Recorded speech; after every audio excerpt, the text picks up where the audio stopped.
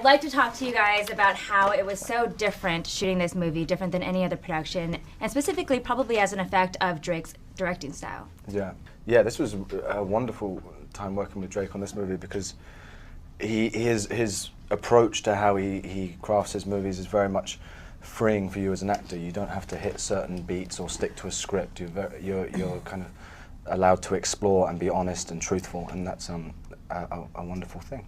Like, yeah, he plays music on set, a lot of Michael Bolton, you know, really lets us feel it out. The rehearsal process is really ambiguous and sort of like fluid. It's not like a normal approach to making movies. What exactly was the rehearsal process like? It was kind of like if we were sitting across from each other, we'd sit there for like an hour looking into each other's eyes just saying, hello Nia, hello Silas, and you do that. But then eventually you pick up on the fact that there's lots of micro expressions and things going on behind that you pick up on, and you can kind of get to know someone a lot even though you're saying the same word over and over again. You kind of get to know them. And where did you pick up that type of style and approach? When was it that you said, this is how I'm going to do it on my Well, I grew up in the improvisational comedy world. So for me, comedy world.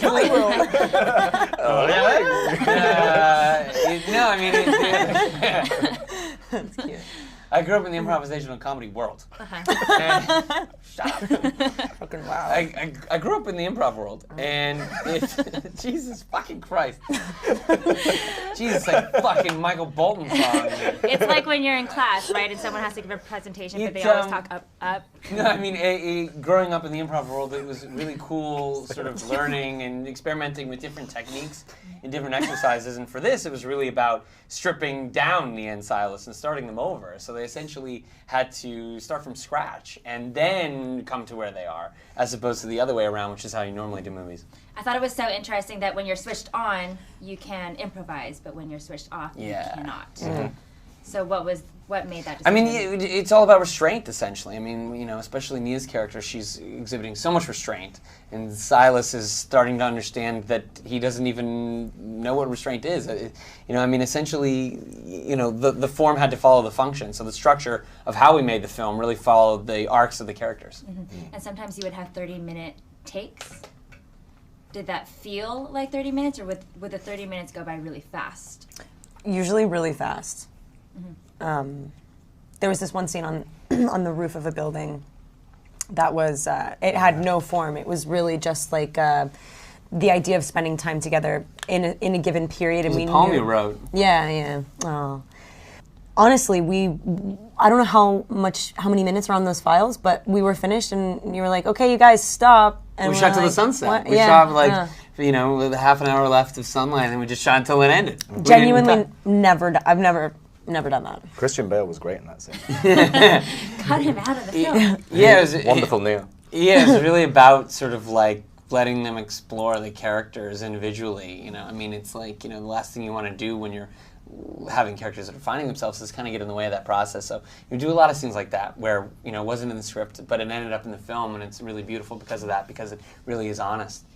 What is it like for you guys when you watch the film in its completed form, in its entirety, later on, after working on it, of course? This one in particular is strange to watch because of how we fell into it. You know, in 30-minute takes. Like, you're not going to remember everything you said. It's going to be stuff that's just off the cuff and like whims that you follow, and then you forget, and tangents that you're like, what did I say? And typically you have a memory of the scenes that you do, and so like I'm usually watching, being like, I want it to be good. I want it to be a certain way. I want to convey a certain emotion or like whatever. And I'm always like, okay, did it? Yep, nailed it. Okay, good. Or not. Sometimes I'm like, no. And then you pick it back. But in this case, I was just like, whatever it is, because you just don't remember everything. It's not something that I controlled. It's not something that I like carved out. It was something that was presented to me. It was weird. This process is all about trust, really, at the end of the day, and trusting to be able to fail and to be able to experiment and to know that at the end of the day, we'll end up where we want to go, but the process of getting there is an exploration, and it's okay. I made it as a tribute to Tom Hiddleston and Taylor Swift. To their relationship? Yeah.